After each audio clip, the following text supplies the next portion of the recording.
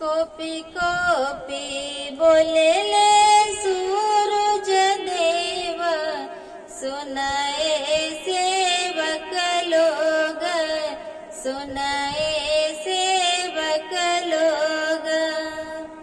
मोर चौरा दुबिया जनमी गईले, मकरी बासेरा लिहले, मकरी बासेरा लिहले। अभिनति से बोले ले सेवक लोग, सुनाए यादित मल्ल, सुनाए यादित माल। रौर घाटे दुबिया छाटाई देहब, मकरी भगाई देहब, मकरी भगाई देहब। रौर घाटे चंदना छिड़की देहब, सुनाए यादित माल, सुनाए यादित माल। रौर घाटे होमवा कराई देहब, तुलसी रोपाई देहब, तुलसी रोपाई देहब।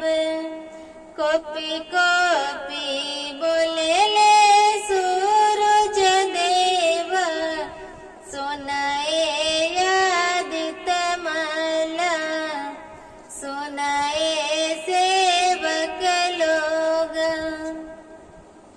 मोर घाटे दुबिया जनमी गईले, मकरी बासेरा लिहले, मकरी बासेरा लिहले। बिनती से बोले ले सेवक लोग, सुनाए यादित माल, सुनाए यादित माल। रौर घाटे दुबिया छाटाई देहब, मकरी भगाई देहब, मकरी भगाई देहब। रौर घाटे चंदना छिड़की देहब, मकरी उजाड़ी देहब, मकड़ी